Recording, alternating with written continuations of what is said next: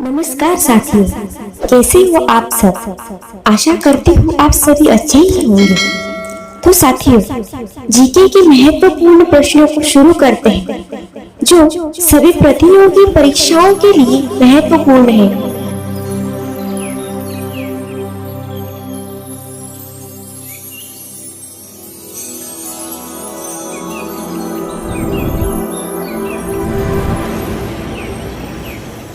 बिहार के महत्वपूर्ण बौद्ध तीर्थ स्थलों का संक्षिप्त विवरण और विक्रमशिला विश्वविद्यालय का सुवर्ण इतिहास। यूपीएससी मुख्य परीक्षा के लिए जीएसआई भारत की कला और संस्कृति एक व्यापक एवं विविध विषय है। हाल के रुझानों के अनुसार यूपीएससी ने विषय के गहन ज्ञान की जांच के लिए प्रश्न पूछना शुरू कर दिया। यूपीएससी परीक्षाओं के दृष्टिकोण से बौद्ध धर्म और इससे जुड़े ऐतिहासिक महत्वपूर्ण विषयों का भाग तथा वास्तुकला सबसे महत्वपूर्ण विषयों में से एक है, जो प्रासंगिक यूपीएससी सिविल सेवा परीक्षा के लिए भारतीय कला और संस्कृति की तैयारी में सहायक होगा तथा महत्वपूर्ण विषयों पर एनसीईआरटी नोट्स। ये नोट्स अन्य प्रतियोगी परीक्षाओं जैसे बैंकिंग, पीओ, एसएससी तथा राज्य सिविल सेवा परीक्षाओं आदि के लिए भी उपयोगी होंगे। आइए देर न करते हुए जानते हैं बिहार के महत्वपूर्ण बौद्ध तीर्थ स्थलों का संक्षिप्त विवरण और विक्रमशिला विश्वविद्यालय का सुवर्ण इतिहास। प्राचीन काल के भारतीय इतिहास के दौरान 1000 वर्षों से भी अधिक समय से बिहार तो भारत में सत्ता, शिक्षण और संस्कृति के केंद्र के रूप में जाना जाता रहा है। प्राचीन भारत के ज्यादातर शक्तिशाली साम्राज्य इसी इलाके में उदित हुए, जैसे मगध साम्राज्य, शिशुनाग वंश, नंद वंश, मौर्य वंश, शुंग वंश और कण्व वंश, अंगा, महाजनपद, विदेह, मिथिला साम्राज्य आदि। ये सनातन धर्म, बौद्ध धर्म और जैन धर्म के आरंभिक मिथकों एवं प्रसिद्ध व्यक्तियों से संबद्ध है। यह इलाका भगवान बुद्ध के जीवन से जुड़ा हुआ है। परिणाम स्वरूप यह एक धर्म स्थल बन गया है, जिसे बौद्ध सर्किट के नाम से जाना जाता है। यहाँ हम बिहार के महत्वपूर्ण बौद्ध तीर्थ स्थलों का संक्षिप्त विवरण दे रहे हैं, जो बिहार पीएससी परीक्षा की तैयारी कर रहे छात्रों के अलावा अन्य राज्यों की पीएससी परीक्षा की तैयारी करने वाले छात्रों के लिए भी मददगार होंगे। सबसे पहले हम जानते हैं बोध गया के बारे में, जहाँ सिद्धार्थ गौतम को ज्ञान प्राप्त हुआ था और वो सम्यक संबुद्ध अर्थात बुद्ध बने। 1. बुद्ध गया यह वो स्थान है जहाँ गौतम बुद्ध को पीपल के पेड़ के नीचे ज्ञान की प्राप्ति हुई थी। इस पेड़ को बोधि वृक्ष कहा जाता है। 2. ये स्थान निरंजना नदी के तट पर बसा है और उस समय इसे उरुवल के नाम से जाना जाता था। 3. वर्ष 2002 में यूनेस्को ने महाबोधि मंदिर बोध गया को विश्व धरोहर स्थल घोषित किया था। 4. बोध गया क्यों प्रसिद्ध है? बोध गया एक प्राचीनतम शहर है। लगभग 500 BC यहाँ गौतम बुद्ध ने फल्गु नदी, निरंजना नदी के किनारे बोधि वृक्ष के नीचे बैठकर कठिन तपस्या किया था, जिसके बाद उन्हें ज्ञान की प्राप्ति हुई थी। यही ज्ञान प्राप्ति होने के बाद वे बुद्ध के नाम से जाने गए। 5. बोध गया को क्यों कहा जाता है ज्ञान की नगरी? भगवान बुद्ध ने यहाँ स्थित बोधि वृक्ष के पास बैठकर कठोर तपस्या की। दरअसल बोध गया स्थित महाबोधि मंदिर परिसर में एक पीपल का पेड़ है और इसी पेड़ के नीचे भगवान बुद्ध को ज्ञान की प्राप्ति हुई थी। बोधि का अर्थ ज्ञान से होता है और वृक्ष का अर्थ पेड़ है। आइए अब जानते हैं पराग बोधि के बारे में। 1. यह वो स्थान है जहाँ बुद्ध ने ज्ञान प्राप्त करने से पहले मनुष्यों की पीड़ा का कारण जानने और कष्ट एवं पीड़ा से जीवन को मुक्त करने के लिए संन्यास लिया था। 2. शब्द पराग बोधि का अर्थ है ज्ञान प्राप्ति से पहले और यह स्थान प्रतीकात्मक रूप से बिल्कुल कल्पना के जैसा ही है। 3. ये फल्गु नदी के तट पर बोध गया से 3 मील उत्तर पूर्व में पहाड़ी की चोटी पर स्थित है, अर्थात यह स्थान बोध गया से लगभग 7 किलोमीटर दूर एक पहाड़ी पर प्राग्बोधि आत्मज्ञान से पहले का अर्थ स्थित है। माना जाता है कि भगवान बुद्ध ने आत्मज्ञान प्राप्त करने से पहले इस पहाड़ी की गुफा में 7 साल बिताए थे। उनके प्रवास के दौरान उनकी धारणा थी कि व्यक्ति तप के माध्यम से सत्य को पा सकता है। हालांकि कुछ समय बाद उन्हें एहसास हुआ कि वो गलत थे। अब दुगेश्वरी गुफा के रूप में जाना जाने वाले इस स्थान पर एक छोटा मंदिर है, जहां भगवान बुद्ध ने ध्यान लगाया था। पहाड़ी की चोटी पर एक छोटे उभार से चारों ओर के आश्चर्यजनक दृश्यों और कुछ स्तूपों के खंडहरों को देखा जा सकता है। यहाँ से कोई भी महाबोधि मंदिर के दर्शन कर सकता है। प्राग्बोधि आमतौर पर बोध गया से 3-4 घंटे की यात्रा है। आइए अब जानते हैं बराई की गुफाएं के बारे में। 1. ये भारत में मौजूद सबसे पुराने शैलकृत गुफाओं में से एक है और यह चट्टानों को काटकर बनाई गई सबसे पुरानी गुफाएं हैं। इनमें से अधिकांश गुफाओं का संबंध मौर्य काल 322-185 BC से है और कुछ में महान मौर्य सम्राट अशोक के शिलालेखों को देखा जा सकता है। 2. ये बिहार के जहानाबाद जिले के मखदुमपुर प्रखंड के बराबर और नागार्जुनी नाम की जुड़वा पहाड़ियों पर स्थित है। गया से इसकी दूरी करीब 24 किलोमीटर है। 3. मौर्य काल के दौरान बनाई गई इन गुफाओं में बड़े बौद्ध चैत्य हैं। इनमें स्तूपों के प्रतीक, खुदाई कर बनाई गई हाथी की तस्वीरें, गोलाकार गुंबदनुमा कक्ष के साथ घुमावदार नक्काशी वाले आयताकार मंडप भी हैं। 4. ये गुफाएं बराबर 4 गुफाएं और नागार्जुनी 3 गुफाएं की जुड़वा पहाड़ियों में स्थित हैं। बराबर में ज्यादातर गुफाएं 2 कक्षों की बनी हैं, जिन्हें पूरी तरह से ग्रेनाइट को तराशकर बनाया गया है, जिनमें एक उच्च स्तरीय पॉलिश युक्त आंतरिक सतह और गूंज का रोमांचक प्रभाव मौजूद है। पहला कक्ष उपासकों के लिए एक बड़े आयताकार हॉल में एकत्र होने के इरादे से बनाया गया था और दूसरा एक छोटा गोलाकार गुंबदयुक्त कक्ष पूजा के लिए था। इस अंदरूनी कक्ष की संरचना कुछ स्थानों पर संभवतः एक छोटे स्तूप की तरह थी, हालांकि ये अब खाली है। चट्टानों को काटकर बनाए गए ये कक्ष महान मौर्य सम्राट अशोक R 273 BC से 232 BC और उनके पौत्र दशरथ के मौर्य काल 3वीं सदी ईसा पूर्व से संबंधित हैं। आइए अब जानते हैं चंपानगर के बारे में। 1. ये भागलपुर जिले में स्थित है और यह स्थान भगवान बुद्ध के महत्वपूर्ण प्रवचनों और उपदेशों के लिए जाना जाता है। इनमें कंद्रका सुत्त, सोनदिंदा सुत्त आदि भी शामिल हैं। 2. डगरा का कमल झील न सिर्फ बौद्धों बल्कि अन्य पर्यटकों के लिए भी आकर्षण का केंद्र है, क्योंकि ये झील यहाँ उगने वाले खूबसूरत कमल के फूलों के लिए प्रसिद्ध है। आइए अब जानते हैं डोना स्तूप के बारे में। 1. इस स्थान के बारे में एक लोक कथा है कि भगवान बुद्ध के महापरिनिर्वाण और दाह संस्कार के बाद हुए विवाद के कारण भगवान बुद्ध के 4 शिष्यों में उनके नश्वर अस्थियों को विभाजित किया गया था। 2. ये स्तूप पवित्र पात्र के लिए प्रसिद्ध है, जो अब घास के टीले में बदल गया है। 3. इस टीले के ऊपर एक हिंदू मंदिर बना हुआ है, जहां 9वीं शताब्दी ईस्वी में खुदी हुई तारा की मूर्ति को हिंदू देवी के रूप में पूजा जाता है।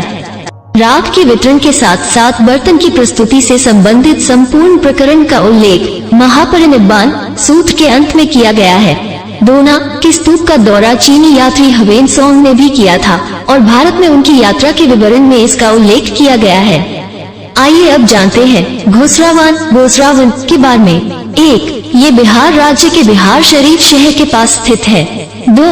ये स्थान भगवान बुद्ध की 10 फीट लंबी चमकदार काले पत्थर की मूर्ति की वजह से प्रसिद्ध है। 3. तेतरवा जो इस स्थान से सिर्फ कुछ किलोमीटर की दूरी पर स्थित है, बौद्ध पर्यटकों के लिए आकर्षण का केंद्र है, क्योंकि यहाँ भगवान बुद्ध और बोधिसत्व की मूर्तियों का अद्भुत संग्रह देखने को मिलता है। आइए अब जानते हैं गुरपा के बारे में। 1. ये स्थान बोध गया से सिर्फ 40 किलोमीटर दूर है। 2. एक किंवदंती के अनुसार यह वो स्थान है जहां महाकाश्यप बुद्ध के उत्तराधिकारी ने मैत्रेयी का इंतजार किया था। 3. बौद्ध धर्म ग्रंथों के अनुसार मैत्रेयी सबसे पहले कुक्कुटदागिरी गई और फिर महाकाश्यप को पहाड़ से नीचे लेकर आई। फिर उनके लिए बुद्ध के कपड़े लाई और फिर अपनी यात्रा प्रारंभ की, अर्थात गुरपा पहाड़ी, जिसे कुक्कुटपाड़ा या गुरुपादका के नाम से भी जाना जाता है, एक बौद्ध तीर्थ स्थल है जो भारत के बिहार राज्य में बोध गया से 16 मील उत्तर पूर्व में स्थित है। ऐसा कहा जाता है कि यह पर्वत वह स्थान है जहां भगवान बुद्ध के शिष्य महाकाश्यप की मृत्यु भविष्य के बुद्ध मैत्रेय के पृथ्वी पर आगमन की प्रतीक्षा करते समय हुई थी। आइए अब जानते हैं हाजीपुर के बारे में। 1. आधुनिक हाजीपुर का प्राचीन नाम उच्चिकला था। ये पटना के पास है। 2. यह महत्वपूर्ण बौद्ध स्थलों में से एक है और भगवान बुद्ध के सबसे करीबी शिष्य आनंद के पार्थिव शरीर के लिए प्रख्यात है। 3. बौद्ध धर्म में इस स्थान का बहुत अधिक महत्व है, क्योंकि भगवान बुद्ध ने स्वयं यहाँ पर कूला गोपाल का सुत्त का प्रवचन दिया था। अब जानते ही हैं इंदासला की गुफाएं के बारे में। 1. ये स्थान बिहार के राजगीर जिले में स्थित है। 2. ये स्थान अपने धार्मिक महत्व की वजह से जाना जाता है, क्योंकि यही वो स्थान है जहां भगवान बुद्ध ने सक्का द्वारा पूछे गए 8 प्रश्नों का उत्तर सक्का पन्हा सुत्त प्रवचन के माध्यम से दिया था। आगे बढ़ते हैं जैतियन के बारे में। 1. यह वो स्थान है जहां राजा बिंबिसार ने अपनी पत्नी के साथ भगवान बुद्ध से मुलाकात की थी। 2. सुपतित्था सेतिया पर बने स्तूप के अवशेषों को देखने के लिए बौद्ध पर्यटक यहाँ आते हैं। 3. भगवान बुद्ध जब सारनाथ और बोध गया से आने के बाद राजा बिंबिसार से मिलने के लिए राजगीर की ओर बढ़े। जब राजा को इसके बारे में पता चला तो वह और उनकी पत्नी तथा कर्मचारियों के साथ भगवान बुद्ध का स्वागत करने के लिए राजगीर शहर के बाहरी इलाके में गए। जैथियन और उसके आसपास भगवान बुद्ध की मूर्तियां और बौद्ध संरचनाएं बहुतायत में हैं। वहाँ एक टैंक के साथ एक बड़ा टीला है। माना जाता है कि यह सुपतित सेतिया पर बने स्तूप के अवशेष है, जहाँ बुद्ध जैथियन में रहते हुए रुके थे। टीले के पास भगवान बुद्ध की एक उल्लेखनीय मूर्ति खड़ी है। टीले के निकट पद्मपाणि और बुद्ध की मूर्तियां स्थित हैं, जो इस क्षेत्र के प्रसिद्ध बौद्ध तीर्थ स्थल हैं। भारत में बौद्ध तीर्थ यात्रा के रूप में यात्रा करने वाले लोगों के लिए पर्यटन स्थलों की सूची में जैथियन का सुझाव दिया गया है। आइए अब जानते हैं केसरिया स्तूप के बारे में। 1. ये बिहार के पूर्वी चंपारण जिले में स्थित है। 2. कैसापुता इस स्थान का प्राचीन नाम है, क्योंकि इस स्थान पर भगवान बुद्ध ने स्थानीय कलमा लोगों के लिए प्रसिद्ध कलमा सुत्ता प्रवचन हैश दिया था। 3. भगवान बुद्ध के अंतिम दिनों और जाति एवं धर्म से परे लोगों उनकी मानवीय दृष्टिकोण को दर्शाता 6 मंजिली संरचना वाला ये केसरिया स्तूप दुनिया का सबसे बड़ा स्तूप है। 4. आगे जानते हैं केसरिया स्तूप का इतिहास। केसरिया स्तूप का सबसे पहला निर्माण 3वीं शताब्दी ईसा पूर्व में हुआ था। ऐसा माना जाता है कि मूल केसरिया स्तूप महान मौर्य सम्राट अशोक के समय का है, क्योंकि प्राचीन शहर के अवशेषों से महान मौर्य सम्राट अशोक का एक स्तंभ उस स्थान पर पाया गया था। इस केसरिया स्तूप को देवालय के नाम से भी जाना जाता है, जिसका अनुवाद स्थानीय लोगों के बीच देवताओं का घर होता है। केसरिया स्तूप के इतिहास के अनुसार ऐसा माना जाता है कि भगवान बुद्ध स्वयं कुशीनगर में स्थानांतरित होने से पहले इस स्थान पर रुके थे। ऐतिहासिक मान्यता ये भी है कि भगवान बुद्ध ने इसी स्थान पर अपने शिष्यों से कहा था कि वो जल्द ही निर्वाण प्राप्त करेंगे। आइए अब जानते हैं नालंदा विश्वविद्यालय के बारे में। 1. नालंदा एक प्रशंसित महाविहार था, जो भारत में प्राचीन साम्राज्य मगध आधुनिक बिहार में एक सबसे बड़ा बौद्ध मठ था। ये शायद बिहार शरीफ शहर के पास पटना के लगभग 95 किलोमीटर दक्षिण पूर्व में स्थित है और 5वीं शताब्दी CE से 1200 CE तक सीखने का केंद्र था। ये यूनेस्को की विश्व धरोहर स्थल है। ये सबसे बड़ा बौद्ध मठ है। 2. ये पहला भारतीय आवासीय विश्वविद्यालय था, जिसकी स्थापना गुप्त वंश के शासक कुमार गुप्त ने किया था। 3. चीनी तीर्थयात्री हवेन सोंग के साहित्यिक कार्यों से इस विश्वविद्यालय के बारे में जानकारी मिलती है। 4. नालंदा विश्वविद्यालय पर कितनी बार आक्रमण हुआ? अभिलेखों के अनुसार नालंदा विश्वविद्यालय को आक्रमणकारियों ने 3 बार नष्ट किया था, लेकिन केवल 2 बार ही इसको पुनर्निर्मित किया गया। पहला विनाश स्कंदगुप्त 455,467 ईस्वी के शासनकाल के दौरान मिहिर के तहत ह्यूम के कारण हुआ था। 5. नालंदा विश्वविद्यालय को क्यों जलाया था? बौद्ध धर्म और आयुर्वेद का एहसान मानने के बदले तुर्की के आक्रमणकारी बख्तियार खिलजी ने इसे 1193 से 1199 ईस्वी सन में नालंदा विश्वविद्यालय में आग लगाकर बर्बाद कर दिया। वहाँ इतनी पुस्तकें थी कि आग लगी भी तो 3 माह तक पुस्तकें जलती रही। तुर्की के आक्रमणकारी बख्तियार खिलजी ने हजारों धर्माचार्य और बौद्ध भिक्षु मार डाले। यहाँ याद रखने जैसी बात है कि विनाश के पैमाने को उस रिकॉर्ड से समझा जा सकता है, जिसमें कहा गया है कि नालंदा का पुस्तकालय 3 महीने तक लगातार जलता रहा और 9 मिलियन पुस्तकों में ज्ञान जलकर राख हो गया। हालांकि ऐसा कहा जाता है कि नालंदा के विचार और ज्ञान अस्थायी रूपों और मौखिक परंपरा में मौजूद रहे, लेकिन यह अपने पिछले गौरव का भूत मात्र था और उपमहाद्वीप वास्तव में उस आघात से कभी उबर नहीं पाया। 6. नालंदा क्यों प्रसिद्ध है? नालंदा अपने प्राचीन इतिहास के लिए विश्व प्रसिद्ध है। यहाँ विश्व के सबसे पुराने नालंदा विश्वविद्यालय के अवशेष आज भी मौजूद हैं, जहाँ सुदूर देशों से छात्र अध्ययन के लिए भारत आते थे। बुद्ध और महावीर कई बार नालंदा में ठहरे थे। माना जाता है कि महावीर ने मोक्ष की प्राप्ति पावापुरी में की थी, जो नालंदा में स्थित है। 7. नालंदा के कितने विहार थे? नालंदा में 11 विहारों के अवशेष उत्खनन से प्राप्त हुए हैं। शुरुआती 4 को स्तूप चैत्य के चारों ओर समूहित किया गया है, जबकि बाद के 7 को एक रैखिक दक्षिण उत्तर अक्ष पर व्यवस्थित किया गया है। चतुर्भुजाकार विहार बौद्ध वास्तुकला के विकास में नालंदा का एक योगदान है। 8. वर्ष 1960-69 के दौरान भारतीय पुरातत्व सर्वेक्षण के अधीन पटना विश्वविद्यालय के बीपी सिंह ने नालंदा विश्वविद्यालय खुदाई कराई थी। आइए अब राजगीर के बारे में जानते हैं। 1. हिंदू, बौद्ध और जैन धर्म का यह महत्वपूर्ण धर्म स्थल है। 2. राजगीर का शाब्दिक अर्थ है राजाओं का निवास। 3. मगध साम्राज्य की यह पहली प्राचीन राजधानी थी, लेकिन उदयन के आने के बाद पाटलिपुत्र को मगध की राजधानी बना दिया गया था। 4. ये शहर हर्यक वंश के राजाओं बिंबिसार और अजातशत्रु से संबद्ध है। 5. शांति स्तूप, गृध्रकूट पर्वत, प्राचीन खंडहर और सप्तपर्णी गुफाएं न सिर्फ बौद्ध पर्यटकों बल्कि अन्य पर्यटकों के लिए भी आकर्षण का केंद्र हैं। 6. बौद्ध भिक्षु महाकाश्यप के साथ अजातशत्रु के संरक्षण में यहाँ पहला बौद्ध परिषद संगीति का आयोजन किया गया था, जिसमें बौद्ध धर्म के नियमों और भगवान बुद्ध की शिक्षा सूत्र को संरक्षित करने का फैसला किया गया था। अब जानते हैं वैशाली नगरी के बारे में। 1. दुनिया के पहले गणराज्य लिच्छवी की राजधानी थी वैशाली। 2. ये गणराज्य 6ठी सदी ईसा पूर्व के आसपास महाजनपद के विजयन महासंघ वृजी का हिस्सा था। 3. यबा पर अशोक स्तंभ, विशाल किला, संग्रहालय और 52 पोखर मंदिर आकर्षक का केंद्र हैं। 4. इस शहर में भगवान बुद्ध ने अपना अंतिम उपदेश दिया था और अपने संभावित महापरिनिर्वाण की घोषणा की थी। 5. दूसरा बौद्ध परिषद संगीति सबाकामी की अध्यक्षता में राजा कालसो के संरक्षण में यहीं पर आयोजित किया गया था। 6. यात्रा वृतांतों में चीनी खोजकर्ता फाहियान और ह्वेनसोंग द्वारा इस शहर का उल्लेख मिलता है। इसका प्रयोग आगे चलकर 1861 में अंग्रेज पुरातत्वविद अलेक्जेंडर कनिंघम ने किया और बिहार के वैशाली जिले में वर्तमान बसरा गांव के साथ सबसे पहली बार वैशाली की पहचान की। आइए अब जानते हैं कुरकेहार के बारे में। 1. इस स्थान पर बौद्ध विहारों के अवशेष हैं जो अब टिलों में बदल चुके हैं। खुदाई के बाद यहाँ से भगवान बुद्ध की कांसे से बनी 148 बेहतरीन कलाकृतियाँ, बोधित्सव, घंटियाँ, स्तूप और अनुष्ठान में इस्तेमाल की जाने वाली वस्तुएं प्राप्त हुई हैं। अब जानते हैं लौरिया नंदनगढ़ के बारे में। 1. ये स्थान महान मौर्य सम्राट अशोक द्वारा बनवाए गए 26 मीटर के विशाल स्तूप के लिए प्रसिद्ध है। 2. इस स्तूप में भगवान गौतम बुद्ध की अस्थियां संजो कर रखी गई हैं। अब जानते हैं पटना पाटलिपुत्र के बारे में। 1. इसकी स्थापना मगध शासक अजातशत्रु ने ईसा पूर्व 490 में गंगा नदी के तट पर एक छोटे किले पाटलिग्राम के तौर पर की थी।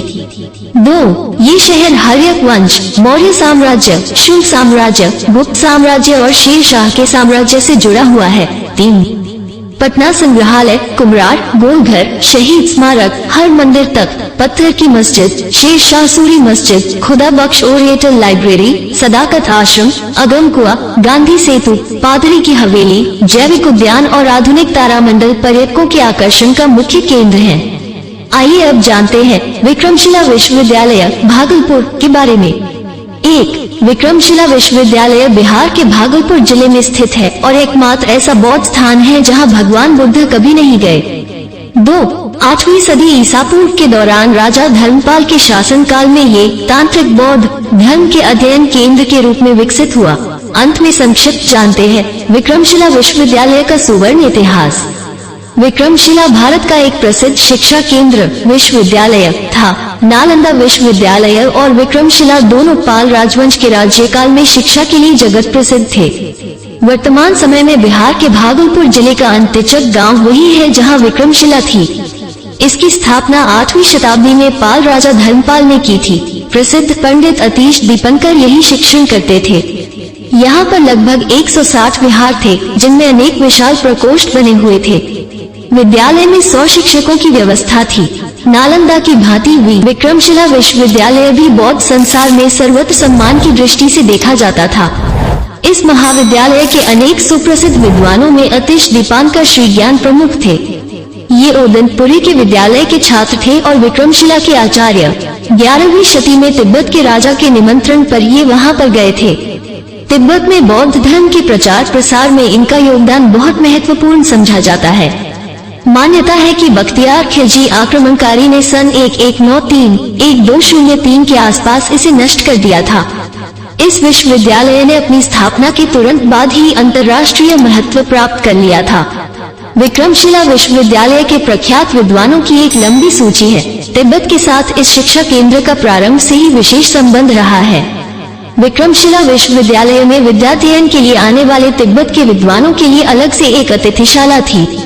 विक्रमशिला से अनेक विद्वान तिब्बत गए थे तथा वहां उन्होंने कई ग्रंथों का तिब्बती भाषा में अनुवाद किया। इन विद्वानों में सबसे अधिक प्रसिद्ध दीपंकर श्री ज्ञान थे, जो उपाध्याय अतीश के नाम से विख्यात हैं। विक्रमशिला का पुस्तकालय बहुत समृद्ध था। विक्रमशिला विश्वविद्यालय में 12वीं शताब्दी में अध्ययन करने वाले विद्यार्थियों की संख्या 3000 थी। विश्वविद्यालय के कुलपति 6 भिक्षुओं के एक मंडल की सहायता से प्रबंध तथा व्यवस्था करते थे। कुलपति के अधीन 4 विद्वान द्वार पंडितों की एक परिषद प्रवेश लेने हेतु आए विद्यार्थियों की परीक्षा लेती थी। इस विश्वविद्यालय में व्याकरण, न्याय, दर्शन और तंत्र के अध्ययन की विशेष व्यवस्था थी। इस विश्वविद्यालय की व्यवस्था अत्यधिक सुसंगठित थी। बंगाल के शासक शिक्षा की समाप्ति पर विद्यार्थियों को उपाधि देते थे। सन 1193-1203 ईस्वी सन में बख्तियार खिलजी ने विक्रमशिला विश्वविद्यालय को नष्ट कर दिया। यहाँ बौद्ध धर्म और दर्शन के अतिरिक्त न्याय, तत्वज्ञान, व्याकरण आदि की भी शिक्षा दी जाती थी। विद्यार्थियों की सुविधा के लिए पुस्तकें उपलब्ध कराई जाती थी तथा उनकी जिज्ञासाओं का समाधान विद्वान आचार्यों द्वारा किया जाता था। यहाँ देश से ही नहीं विदेशों से भी विद्याध्ययन के लिए छात्र आते थे। शिक्षा समाप्ति के बाद विद्यार्थी को उपाधि प्राप्त होती थी, जो उसके विषय की दक्षता का प्रमाण मानी जाती थी। पूर्व मध्य युग में विक्रमशिला विश्वविद्यालय के अतिरिक्त कोई शिक्षा केंद्र इतना महत्वपूर्ण नहीं था कि सुदूर प्रांतों के विद्यार्थी जहाँ विद्या अध्ययन के लिए जाएं। इसीलिए यहाँ छात्रों की संख्या बहुत अधिक थी। यहाँ के अध्यापकों की संख्या ही 3000 के लगभग थी, अतः विद्यार्थियों का उनसे 3 गुना होना तो सर्वथा स्वाभाविक ही था। इस विश्वविद्यालय के अनेकानेक विद्वानों ने विभिन्न ग्रंथों की रचना की, जिनका बौद्ध साहित्य और इतिहास में नाम है। इन विद्वानों में कुछ प्रसिद्ध नाम है रक्षित, विरोचन, ज्ञानपाद, बुद्ध, जेतारी रत्नाकर शांति, ज्ञानशील मिश्र, रत्नवच और अभियंकर। दीपंकर नामक विद्वान ने लगभग 200 ग्रंथों की रचना की थी। वो इस शिक्षा केंद्र के महान प्रतिभाशाली विद्वानों में से एक थे। अब इस विश्वविद्यालय के केवल खंडहर ही अवशेष हैं। उम्मीद है आपके ज्ञान में कुछ इजाफा हुआ होगा। आशा करते हैं आपको यह वीडियो अच्छी लगी तो इसी बात पर आप इस वीडियो को लाइक करना मत भूलिए, और इस चैनल पर आप नए हैं तो हमारे channel GK India YouTube channel को कृपया सब्सक्राइब और अपने दोस्तों में शेयर जरूर करें। इससे हमें मोटिवेशन मिलेगा। सबका मंगल हो, सबका कल्याण हो, भवतु सब मंगलम। आपका बहुमूल्य समय देने के लिए धन्यवाद। Presentation by GK India YouTube channel. Thanks for watching.